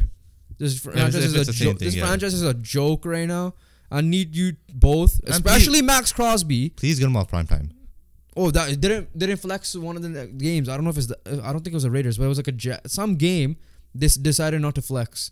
I'll double check that, and it was pissing me off. But yeah, we'll move on to. We'll just do it. You want to do Thursday Night Football right now? Just do a Thursday Night Football right now. Or do you want to trade deadline? I think it should be go trade deadline. Oh, yeah, it should be trade deadline. Okay, before we get to the actual deadline day, which was on Halloween, honestly not bad in terms of, like, last year's was decent too, but before that I never really saw any big names except Von Miller get traded. Right? Yeah, that's when Rams won the Super Bowl. Yeah, but one big trade happened the day before, which was Leonard Williams. So this happened on Monday after we released the pod. And honestly, for the Seahawks, I love it. I love it. Yeah. Like, pass rush was one of your issues. Obviously in the secondary, when you have Witherspoon, Tariq Woolen, Jamal Adams, I don't have any issues with that. Bobby Wagner, linebacker. The issue was pass rush. And Leonard Williams is a very good veteran pass rusher, right? And he honestly, I think he made the Pro Bowl last year with the Giants as well. And what was the flex game? Jets Raiders. Oh, that. No, that was the game they needed to flex out. Yeah, so when is that? Next week. Which one? Week 10. Week 10 Sunday night? Yeah. Oh, what the hell? They could have easily put. I don't know. All the games are pretty bad. Oh no, Browns Ravens. Browns, Ravens, yeah. Niners, Jaguars, Lions, Chargers. Any of those would have been perfect. But yeah, exactly. Coming back, Leonard Williams. Yeah, Leonard Williams is gonna help that pass rush. It's only gonna help this defense to get better. I don't know why ESPN ranked this like a C grade, because I was so confused. But whoever your friend's a Seahawks fan, he better be happy. Oh, he's happy. Exactly. He didn't know because he was too busy partying. But exactly. By the way, I think it might have been Vikings Broncos. I don't know which one it was. Either way, they're both shit. Exactly. Especially with Kirk Cousins being out now. Yeah. The trade was because a freaking score took the thing off. Yeah. Leonard Williams was traded for a 2024 second. So this coming up draft second and a fifth. So honestly, it's a lot. Based on it is a lot when we get to the other trades. At the end of the day, you got to give up a lot to get a good player, and Leonard Williams is a very good player. Wait till we get to the other ones. Exactly. Because Kevin Byard did not go for shit in general. Howie Roseman. Yeah. Several teams were interested in him, so yeah, it makes sense. And Seahawks will only pay the vet minimum portion of the contract. Even better. So maybe that's why it was a second and a fifth, but yeah. Yeah, so then moving on to the next day, let me go off. I think Montez Sweat was first. Okay, we'll go with the Commanders. So the rumors were one of Montez Sweat and Chase Young were going to get traded. So when Montez Sweat started the day off and got traded, I was like, all right, Chase Young is probably getting a contract. This maybe even today, or well, in that case, Halloween. Montez Sweat is trading to Chicago. Chicago's a buyer. I do believe Chicago needed some D-line help. So obviously for a second round pick. Yeah. The problem though is, like you said, the buyer. And they're giving up the issue with Chicago's a buyer. And last year you get rid of now I'm not saying Montez Sweat is Chase Claypool. Montez Sweat's way better than Chase Claypool. But I'm just saying that's the thing. Hey, they did the same thing with Khalil Mack, and look what ended up happening because they were still shit. After the 1 year with Mitch Trubisky being a Pro Bowler, he was the only gold in the trash can. Yeah. Like Khalil Mack was good. It's just that everyone else wasn't. And obviously Roquan Smith. That defense was fine. Yeah. Like they had Roquan Smith, Robert Quinn, and all those guys as well. Whereas this one is genuinely like Montez Sweat. Jalen Johnson requested a trade, so we'll see what happens in the offseason for that. Who's their young stud cornerback. Yeah. Their linebackers are good. Like, I think it's TJ Edwards and Tremaine Edmonds. Yeah. So I still like their linebackers, but other than that, D-line, I didn't know who they had. I don't get until Montez Sweat. I don't get it for the Bears side of things. Good on the Commanders, but the Bears. I mean, I know they're getting better. I get that. But I get it and I don't get it at the same time. A second round pick is valuable. Huh? A second round pick is valuable. That's what I don't get. Like, I don't get you're a buyer. You have to pay Montez Sweat. I don't get you're a buyer, but I would pay Montez Sweat from the Bears. Well, yeah, for sure. 100%. Like they have to. Like they need D-line help. Like they genuinely do. And Montez Sweat is a good D-lineman, like a good D-end. Yeah. All right, let's move on to the next one. So I'm not mad at the player you got. I'm just mad at like how why you got it. I'd rather have to use that pick. Why you got it, like how you got it. Yeah. Anyways, like if it was free agency, I'm signing Montez Sweat. Oh, 100%. If I'm the Bears. But the fact that you to give up a second as well now and have to pay him is a different story. So the Eagles got Kevin Byard, right? Rich got richer. The 49ers followed the same path and got richer. Instead of not keeping and giving Chase Young a contract extension, they moved him as well.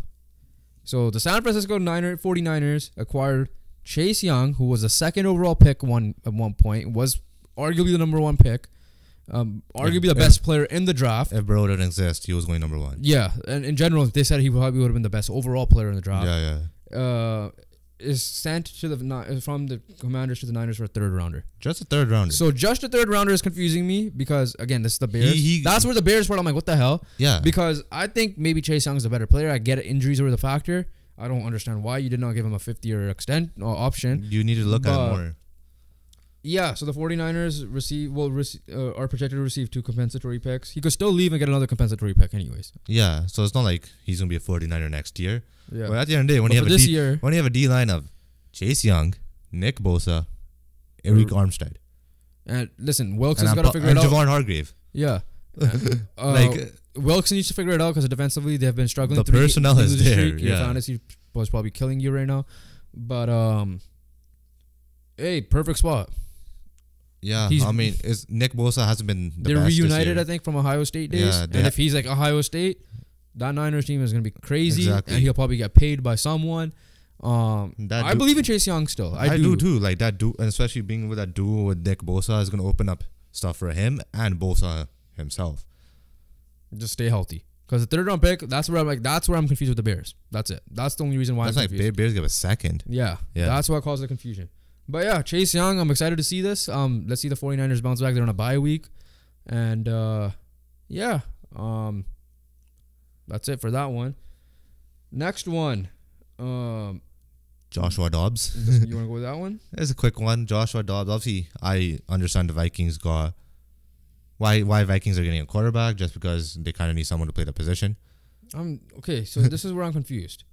But obviously, yeah, we'll go into that later. Look, let's finish with this. So Vikings get Joshua Dobbs, obviously for late round picks, but from the Arizona Cardinals. Me personally, I would have went after I would have picked Trey up a free Lance. agent. Huh? I would have picked up a free agent. They were not going to trade Trey Lance. I know, but if I would have tried Trey Lance, but yeah, Joshua Dobbs obviously he's going to fill in that quarterback role. I don't know if he's going to start, just because Nick Shook said himself on our podcast that quarterback's going to take a little bit of time to adjust when the mid-season trade happens for them. But they needed I guess, I don't.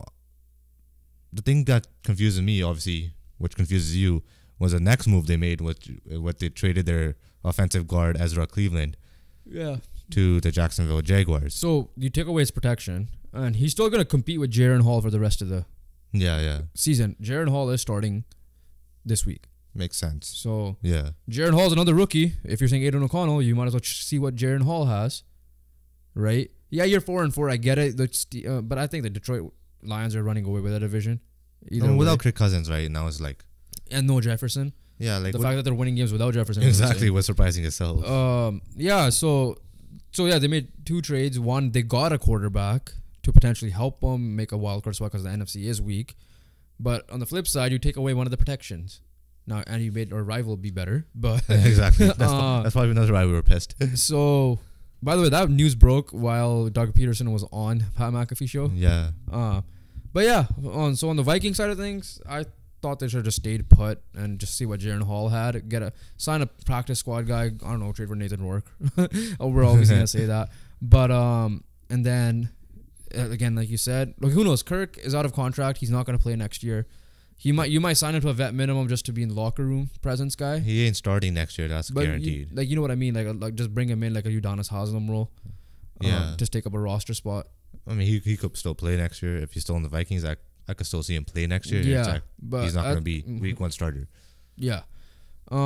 Arizona side, Kyler Murray is supposed to be back soon, but it's Clayton Tune, another rookie, who would start in week 9 if Murray isn't ready to return from ACL injury. There's a chance of Kyler Murray to play. Yeah. If not this week, probably next week anyways. Yeah. But if Clayton Tune starts, we had Anthony Richardson, Bryce Young, CJ Stroud, Will Levis, Aiden O'Connell, Dorian Thompson, Robinson.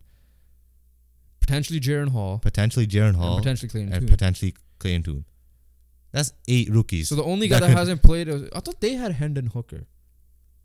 Who has Hendon? Oh, that's Detroit. Detroit has Hendon Hooker. Okay, yeah. He ain't playing. Yeah. And then that's the only one I could really think of. Oh, the guy from Stetson Bennett. Well, that, and there was another guy.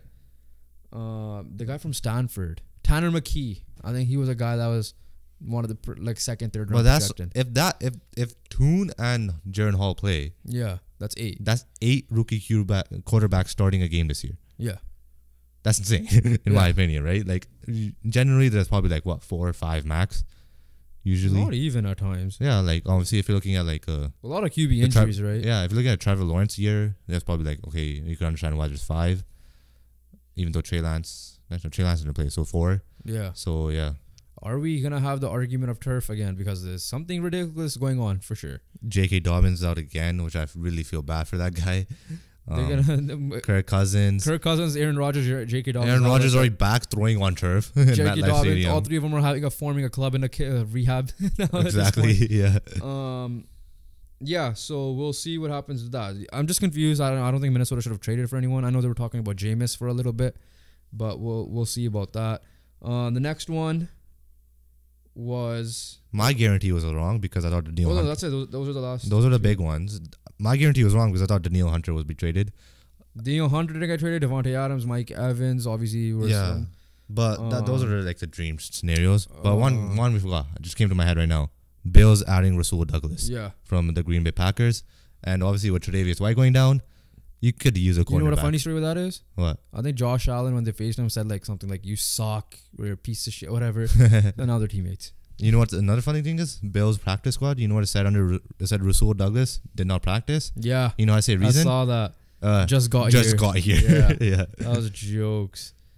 Yeah, I think I can't find a thing. Let me. I think those are the main ones, right? Like. By the way, check out the Next Show podcast and his streams. I tuned in one day. He won. That's my plug right now. Was that a semifinal? Yeah, he won his game. Was that his? Is he going to semis now? Semis now, yeah. So the on that thing, so I was looking at it. So the conference championship. On that thing, the Colts were like insane, and if you look at the numbers, it's all pass happy. But like Anthony Richardson has like 5,000 yards, like way more than 5,000. 5,000 yards. 7, 8, 9,000 yards or something like that. Better be rookie of the year. And then Juju Brents had like 22 interceptions. Wow. And then yeah, something crazy insane. But yeah, Nick, you're not wrong. You're pretty good. Pretty good at Madden. Well, he's representing the Eagles, but that also helps. But like, I think they made trades. Like he has Bobby Okereke. He has Bobby, yeah, and I think he had someone else, AJ Dillon, as well. But yeah, so that's the trade deadline. Did we do Thursday Night Football yet? No, we didn't. So let's go into that first. Let's just do it in order. Thursday Night Football is gonna be Steelers versus Titans, and Will Levis is going to get another Steelers test getting Cam Hayward back as well. So Will Levis is getting another test, a big test against this what was I going to say? Against the Steelers defense, because obviously his first game was against Atlanta, and Atlanta is like a defense that definitely gotten better. But when you're playing someone like a Steelers defense, is a different story. So we'll see how he does there. And if you keep throwing to DeAndre Hopkins, you might have a chance. But overall, I'm just going to get my pick out of the way. I'm picking the Steelers. I picked the Steelers as well. How much of it was just a matchup like a rookie? He is confident for sure, but so on the flip side, is it going to be a Justin Herbert type of year for him, like guy, or is it just a beginner's luck? It's not even beginner. It's just like having no tape, right? Like because I remember Jalen Hurts coming in and beat the Saints in his first game. Yeah. Right when the Drew Brees was on the Saints. Oh, one trade we forgot to mention. Sorry. Donovan Peoples-Jones is a Lion for a 6th round pick. That's because Marvin Jones is injured. Yeah. So. Well, I think he's also stepping away or something. Yeah. Yeah, no, I went with the Steelers just because A, their defense, B, that's why they win Kenny games. Pickett healthy? Did he have like a yeah, I don't know if he's gonna be. Either way, you have Mitch Trubisky. I still. It's not Canada. Either way, it doesn't matter. It doesn't matter. Offense doesn't matter as long as their defense is playing good and getting turnovers. And that's how they're gonna win Tennessee's games. old line is meh. Like they're so bad that like they're making Najee look irrelevant now. Yeah. And like everyone's expecting Najee to have this great year, and that's not happening as well. But yeah, so my pick will still be the Steelers just because that defense is too good, and I don't know if Will Levis will be able to move on that. But then again.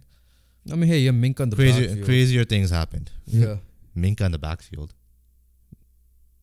Like on the safety. Secondary. Yeah, whatever. Backfield is like running backs. I mixed them up. Yeah. But yeah, and then obviously now we'll probably go into superlatives. Week 8. Who is your biggest disappointment? Obviously, the easy answer is the Chiefs. No, take that back. Minka's out. So you're still looking at that? Yeah, that's why. Minka's out and Kenny's not on the thing here. So I think Kenny might be right. But yeah, so we're going to move on to our superlatives. Your biggest disappointment, obviously, we mentioned the Chiefs on that one's Monday. obvious. Check out Monday's pod. We said the Chiefs are shit. This is one game situation. Anytime you lose to the Broncos, you are a disappointment. And there are the latest subs. Biggest disappointment. First of all, the Giants. I already said that. Latest victim. Yeah, the Giants, you pissing me off, but I'm not going to put you as my biggest disappointment. It's still going to be Cleveland. You pissed me off, but you're my disappointment still. You had the game in your hands. So your pick is Cleveland? Yeah. Okay. Yeah, you had the game in your hands. Your defense was there. Now, I'm not expecting you, if you threw a pick there, to stop it. But yeah, overall Cleveland, right? I expect better from you guys. You guys are now 4-3. You guys easily could have been 5-2. And yeah, nothing much to say. It's just like the way you lost to Seattle was disappointing. For me, I'm going with the 49ers just because the way you lost. Yeah. Right? Like they were getting dominated. The Bengals were really giving it to them. And I do believe in Brock Purdy, but I feel like they're putting a little bit too much in Brock Purdy's hands right now. They kind of need to find a way to like Get it out to McCaffrey, get it out to Kittle, get it out to Ayuk because Debo is injured. And this defense needs to pick it up. Because at the end of the day, I get Bengals are a good offense, but your good defense is so good that you shouldn't be allowing 31 to anyone, in my opinion, in the league. So, my surprise, right, is the next one? Yeah. It was Will Levis. I mean, I guess it's the obvious one, but it's Will Levis. I guess there's another obvious one, which I think you're going to go with. The Panthers. Yeah, so, it's just Will Levis came in, 4-touchdown game, right? That's exactly, right? Like, that's the biggest surprise. You were benched for the whole year. You were laughing stock at the draft in terms of... But you're like, I want to say laughing stock, a meme by getting dropped from a potential top 4 pick to... I also feel bad. I felt bad. Yeah. Because I was like, yo, Will Levis is going here. Will Levis is going here. And someone's trading up. Someone's going to trade up, but then he ended up going second round. Yeah. And the way you looked against Titans is low-key scaring me as a Colts fan. Against the Falcons. Huh? Yeah, it was against the Falcons. Yeah, you said the way you looked against the Titans. Oh, the way you looked the way that you looked in the Titans uniform. Yeah. Even though it was technically an Oilers uniform. Yeah. But it's scaring me as a Colts fan because if you are that guy, you got Richardson. That division is stacked. You got Richardson, you got Levis, you got Stroud, and then you got Trevor Lawrence, who's already there. And like in 2 years, watch out if you are that guy. And I hope Richardson is a guy too, stays healthy, and obviously. Yeah, I'm scared now as a Colts fan. Yeah. But at the same time, it's Richardson. So. And I still believe in Richardson 100%. It's not like I still believe it's Richardson one game, right? pick, Like the consistency will see. But I'm just saying, like, anyways, this is early overreaction, and obviously Stroud, I assume he will continue this. All right, Panthers. Panthers are 1, but obviously when you win this team and you get your first win, it's gonna be a surprise just because you are so bad. Especially with how good Houston's been doing too. Yeah, both teams I think were coming off their bye. And then another shout out, I'm just gonna give it to the Cowboys just because I did not expect that dominant of a victory. True. Against. But you kind of should have at the beginning of the year. Yeah. The way you were talking about the Rams, but.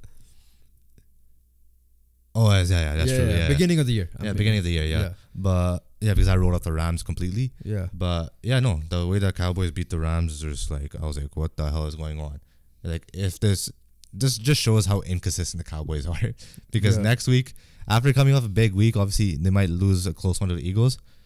And then 2 weeks, they play the Giants, and that's when it'll be like their lowest moment. Yeah.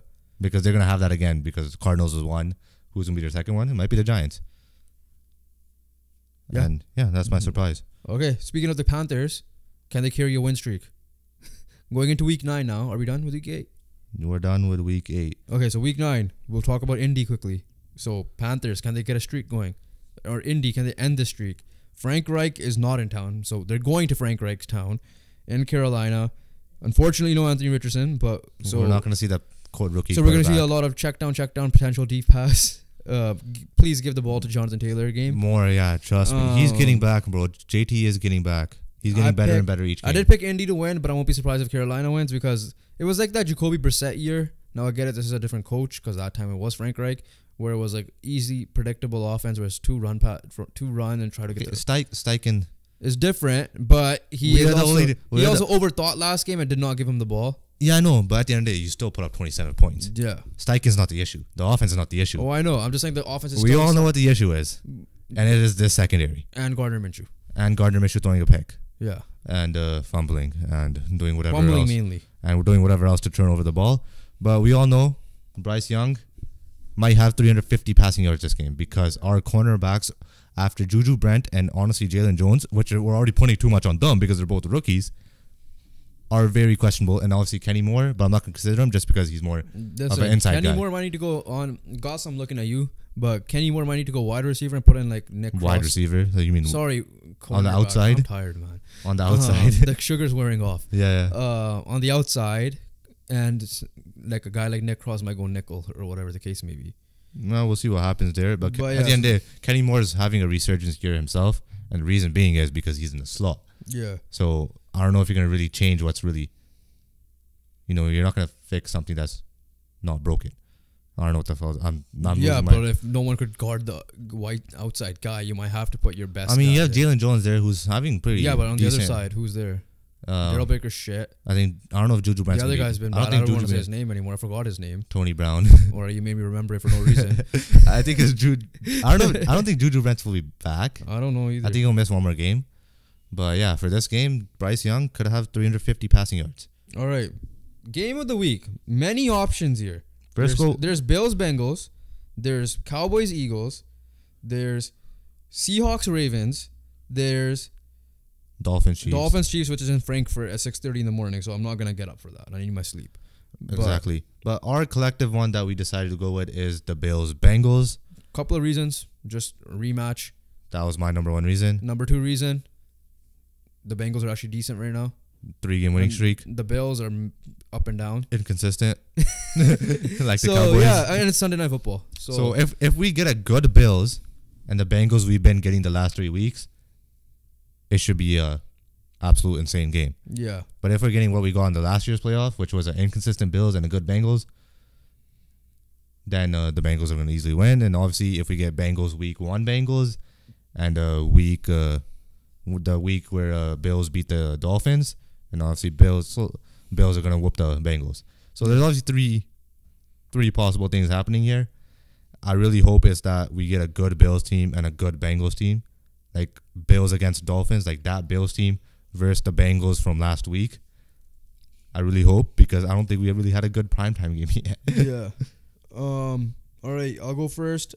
My personal game I'll probably watch is Cowboys Eagles, and I'm gonna say my matchup as well right now. AJ Brown versus Stephon Gilmore. Stephon Gilmore, I miss you. Please come back somehow. But Stephon Gilmore versus AJ Brown's my matchup.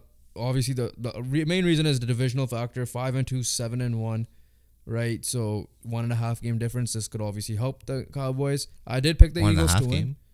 Yeah, because 7-1 is 8 games and 5-2 is 7 games. Oh yeah, Cowboys had a bye. Yeah, I'm dumb. So that's why I said 1.5. Yeah. But so that helps. If you Cowboys get a big win. But yeah, I mean, divisional matchup, everybody expects these are the potential top 2 of the 3 teams in the conference, which they are probably. I still put Dallas slightly ahead of Detroit, but yeah, that's just pretty much it. The matchup says for itself, literally. Exactly. I just wished it was a primetime game, but it's America's game of the week. But yeah. Good question. Who's the best wide receiver in football, Tyreek Hill or AJ Brown? That's a debate. I think I have to go with Tyreek Hill. I'll still edge it to Tyreek Hill. But who would have thought? Obviously, I'm not saying who would have thought, but like everyone thought, it might be like Jefferson and Hill, Jefferson, Adams. Everyone thought Jefferson would be, but he's injured. But AJ Brown taking that leap, oh my God. Yeah. What was it, 6 games in a row now? I think 125 plus yards. Yeah. Receiving. For me, game of the week, I'm going with Chiefs Dolphins just because I think the winner of this game, it will be the best team in the AFC. Right? So there's a lot on the line here. And if we really want a 1 seed in the bye week, I think it will come down to between these 2 teams here, and the winner of this could, have that edge with a tiebreaker. And Tyreek Hill, I think, is this first time Tyreek Hill is versus the Chiefs since being traded? I think so. Is this his second year? This is second year. He got traded last year. I think so. 'Cause I remember him and Chris Jones were going back and forth in the offseason, so maybe. Yeah. So Tyreek Hill, obviously not returning because they're in Germany. And we'll see what happens there as well. And then my player matchup is, or a player I'm looking out for, like a player I'm interested of seeing, is the Thursday Nighter and Will Levis. I'm really curious of what he's going to do against that defense. Okay, I thought we were not going to pick up the Thursday night because we previewed it already. Yeah, I know, but I'm just so intrigued because like he was so... So you like to make the rules and then back out on the rule. What do you mean? That was never a rule. I thought you said not to include Thursday night football games. No, I didn't. I thought you did. I included so many Thursday night games. And then one time you picked the Colts when you said don't pick the homer team. Well, that one I backed up on. And you were right, but yeah. Yeah, I was right. That's the thing. I was right. That's what matters. Okay. But yeah, I'm going with Will Levis. I'm just intrigued, how he's gonna carry on his performance. Is he gonna be a dud? Obviously, it might not be a fault of his own because that Steelers defense is really good. But at the same time, we saw 250 passing yards and 4 touchdowns. So we'll see what happens there. Upset alert. Chicago Saints. -8.5. I don't know if Fields is playing, but it's the Saints. That's it. That's my answer. Yeah. Are they going to be the team against the Colts?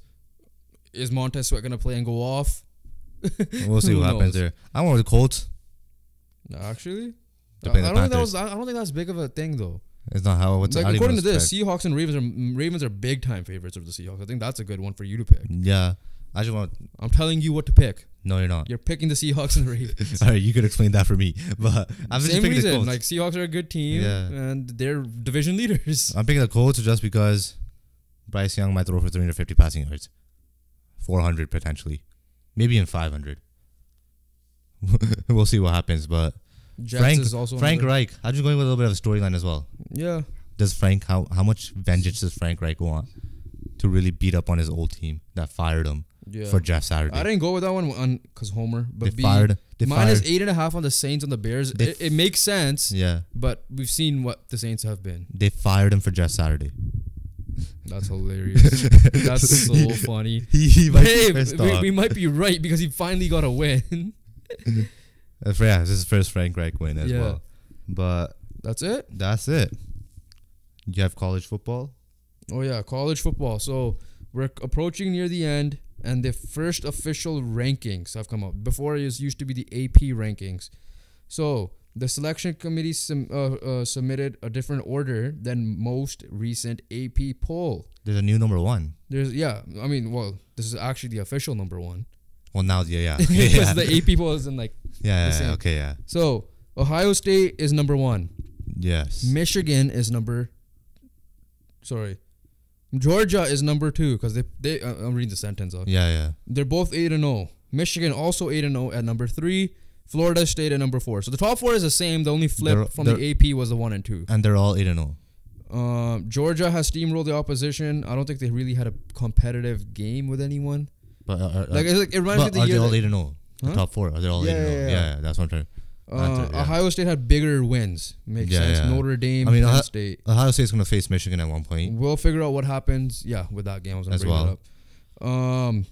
Obviously, we know who's there and who we want. Outside Marvin Harrison looking- Jr. could be a Heisman contender himself. Exactly. Outside looking in, Washington, they're also undefeated And then themselves. Oregon is at 6th. They jumped up to 6th. Oregon, this. who lost to Washington, but Yeah, in the end they but did. Washington has a big game against USC, who somehow could have a puncher's Choking. chance, but I doubt it. They're choking. They're That's not. a big college football game to watch Sunday at 4:30, which means Saturday at 4:30, which means we're missing the ending of the game Yeah. because we have a freaking win in and playoff. Do or game. die playoff game. So not yeah, a playoff outside game. looking in, Washington's at 8-0. So I don't know who FSU is going to be playing still. I don't know if the winner of or the loser of Ohio State Michigan will drop because maybe they might not drop because they're literally playing each other. And depends on what happens with UW because I won't be surprised if USC wins, but UW should be the favorite. Outside looking in, Texas, who got their first loss, 7-1. Bama 8-7-1. Oklahoma got their first loss, 7-1 at 9. Ole Miss is at 7-1 at 10. A team called Air Force is 25th. Air Force, yeah. I'm guessing it's one of those like Navy and Army. Yeah. Air That's what Force, it they're is. 8-0 and they're 25th. Disrespect. Air Force should be in the top 4. Missouri, I don't know how good their school was. They're like on the top. They're 12th. Oregon State, LSU is in here, but then they're all 2 losses. Like Utah had a big loss. USC is 20th. They're at 7-2. USC, there's no way. There's no way USC makes it. Yeah. So that's The second edition of the rankings will be released November 7th. So it's going to be weekly from now on. So that's Because the college football playoffs in a month and a half's time. Yeah. And this is probably I think the last or the second last 4-team one. Yeah. I would have loved to see something like 1 and 2 get a bye and then just put the 5 and 6 involved instead of having all 12 teams involved. Yeah. Because At the end of the day, 12 teams, like if you're a 7-1 record and you're not getting in, like if you only got 1 loss and you're not going to get in, you might not even get in for the 6th team. So that's why I don't mind the 12 team at all as well. Yeah, because if you're going to 12, the top 12, they all have 1 loss or no losses except Air Force. Yeah, which was 25th. And Louisville would fall out. But Air Force ahead of USC.